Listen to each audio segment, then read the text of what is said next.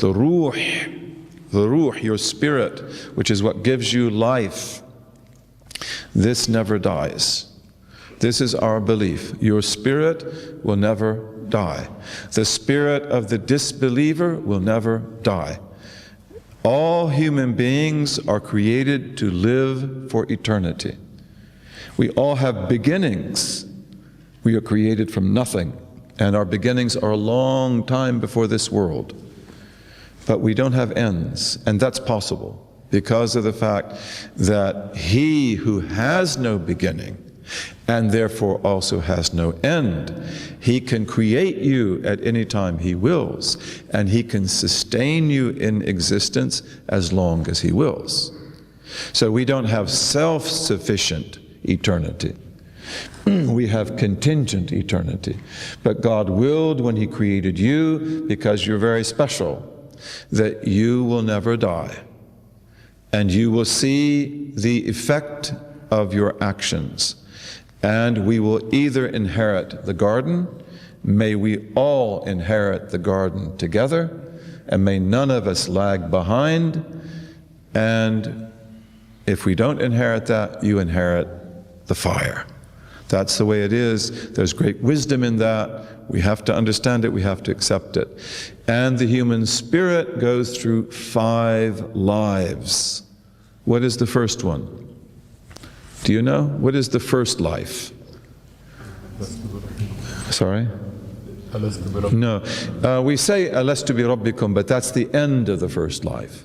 Okay, the first life is the time of the spirit alone. And we were in bodies too, but they were tiny little bodies. And we were like little pieces of light. And we went around the throne of Allah for eons and eons, for eons and eons. And this is where your identity is rooted. Your identity is rooted in that world. We all knew Allah, every one of us. And then towards the end of that time, Allah puts us in the loins of our father Adam, and He brings Adam to Arafat, where we make pilgrimage, and He took all of the children of Adam out of his loins, who are billions and billions of children. And then He said to them, He manifested Himself to them, Alastu bi rabbikum, am I not your Lord? Okay, so this is very meaningful, because we all knew that He was our God. He didn't say, Alastu bi ilahikum. We all knew He's His God, that He is our God. God is the one who makes things as they ought to be. He makes the cat a cat, the dog a dog. He makes the healthy person healthy and the sick person sick. God makes things the way they are meant to be. But the Rabb, the Lord, who is also God, He is the one who commands and must be obeyed. And He is the one who prohibits and must be obeyed. And He is the one who develops, yurabbi, guides, and He is the one who rewards and punishes. So that means that something new is about to happen. Alastu bi rabbikum. Something new is about to happen, because this is not about tawaf around the throne of God for eons. This is about something new, and it's Adamic, because there's our father Adam. It's about the creation of Adam. It's about life in this world. Then after that, we come into this world, and we come into this world through the wombs of our blessed mothers. Okay, so this, if the next world is the world of the tomb, this is the world of the womb. We come into this world through the womb of our mothers. And here we are for a very short time, because it's a very hard test. And most people can't take it for long. And some people are here for just a day. Some people here just for a few years. Okay, death is a big thing. Death is a big thing, right? It's a shocking thing. And I remember when death first came into my life, which was 1955. That's a time that you probably can't even imagine. The world was very different. And the first thing, my great-grandfather died. And my great-grandfather was a powerful man. And he's one of those people that you don't know where they'll be in the next world. And when he died, he was buried like Franklin Roosevelt. He had the same casket and everything, and it was cold winter. It was in Kansas, he was in western Kansas, we were in Nebraska. We had to drive south to Kansas for the funeral. The state of Kansas cleared, there was a blizzard, they cleared the roads for his funeral. And when I went there, it was like so cold. And then I could see that everyone is frightened. My mother, my father, my aunts, and you could look at him, he's in his casket, stiff. And it's like I could see, it really frightened me, to tell you the truth, because I was a little boy. And it's like I could see that nobody is happy here. No one is content here. No one wants to face this. And of course, they've got all kinds of concerns.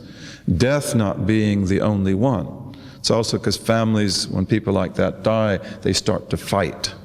And they start to break up. So they're also worried about that. But as a child, I couldn't see that. But as a child, I could see that this is a horrible moment. And it's probably because, I don't know where he went, but the fire is probably not far away. And then in the springtime, I had a little friend named Rodney, who was like my best friend. He was like 3 years younger than I was, and he died. He was a little boy, and he had cancer. We knew he had cancer. We knew he'd die.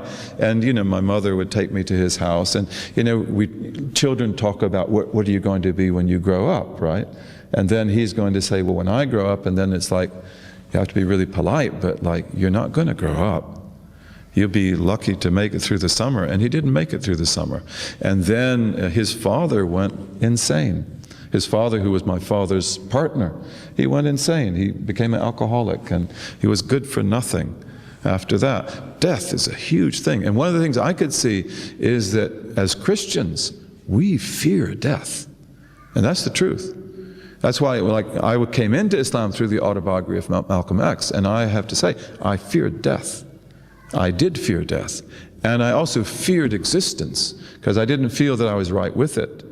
And when I was reading the autobiography of Malcolm X, he said, Islam is a religion that removes fear. And that hooked me. I read the book all night, but that's what hooked me. Because it's like, is that possible? Is it possible for me to live without fear of death? And it's like, why do you fear death? It's because, you know there's more to it than just dying, right? And you've got to get this right. So, that's a big thing. The spirit remains forever to the extent of eternity. And when we die in this world, we go into the next world, which is the barzakh. And the barzakh is the intermediary world, the interface. And there, most people are there for a long time. We're here for a short time. Even if you lived 1,000 years, that's a short time. In the barzakh, you'll be there for a long time. And the barzakh is very real. It is more real than this world. And the barzakh is under the ground. It is on top of the ground. It is in the sky. And there people are rewarded and punished. And people have different realities there. And then in the barzakh, you usually forget what happened in this world, by the way. Not all people do, but usually you do. And then we are born into the world again with the resurrection. Where does the resurrection begin of your body? Maybe some of us, our bodies will be intact because we hope we'll be saints. But if the body is not intact, where does the recreation of the body begin? Sorry? The coccyx, the us, which is the very bottom of the spinal column. And where is the coccyx located? Of course, it's in the pelvis, but what's the name of that bone that it is part of? The sacrum. The sacrum. What is sacrum? S-A-C-R-U-M. Sacrum. It's a sacrum's like a little it's like a little, what do we call it? Pentagon, is that what we call it? What do you call a five? Huh? Pentagon, because in the United States we have a Pentagon. I didn't know if I could use that word, right? But, that's the sacrum looks like that. Sacrum's a very important part of your body, very important. What does the word sacrum mean? Sacred bone, sacred bone. And it's Latin translating the Greek for sacred bone. That's very interesting. In the European tradition, we call the sacrum, where the coccyx is, the sacred bone. I don't know why they did that. I mean, it would be something interesting to look into, wouldn't it? But it's the sacred bone, and that's where, you are. You are in that bone in a very special way. And you were recreated from the sacrum, from the coccyx and the sacrum. And then we come back into this world for the fourth life. The fourth life is the judgment. We're going to talk about that, inshallah, the judgment. And the judgment is the most difficult thing of all. Even though, inshallah, you and I will be ready. One of the great saints of Islam has a whole chapter about the judgment. He's a Sheikh al-Akbar. This is his land, right? He was born not far from here. You read that? Well, I read that chapter. I was terrified. Because he writes about the judgment as if you were there. And it's like, wow, I can't take this. No, you can't. The judgment, the whole earth is flattened.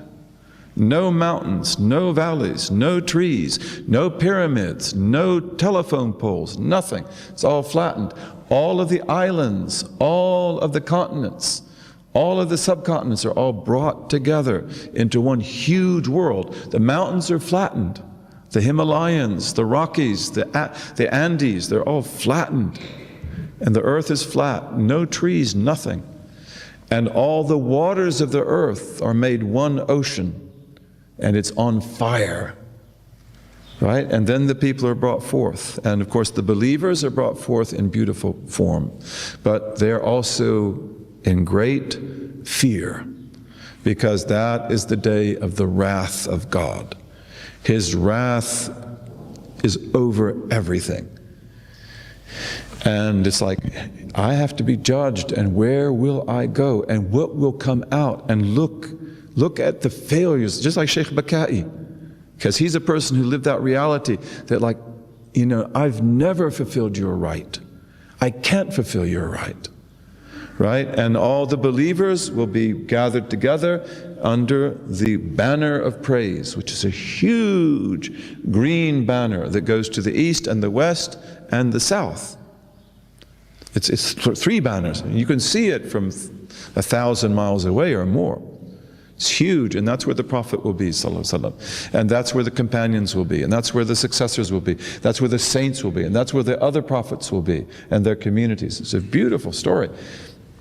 And then you have the disbelievers and the hypocrites and so forth. And this is the most difficult time of all, and this is where ash-shafa'atul kubra comes in, the great intercession.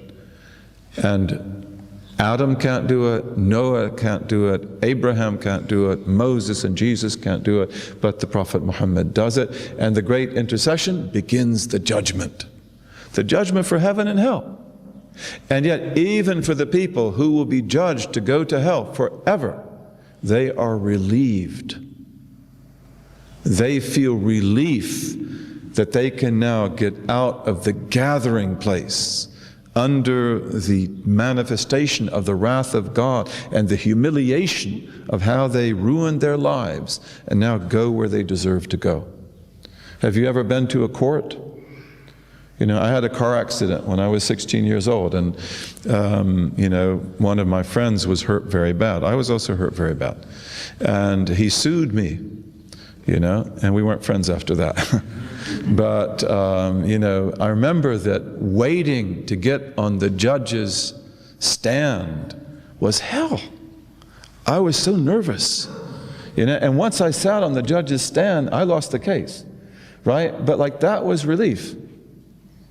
Even though I lost the case, and I lost my friend, and I didn't like him after that, and he didn't like me, but to wait for judgment is really difficult. Then you have the judgment, and after that you have the other things we're going to study, and then you have the garden and the fire, and you have the bridge the traverse that goes from this earth that goes to the next. And this place is the place of judgment. We'll all come back here. This is where judgment takes place. Where is the closest place between heaven and earth?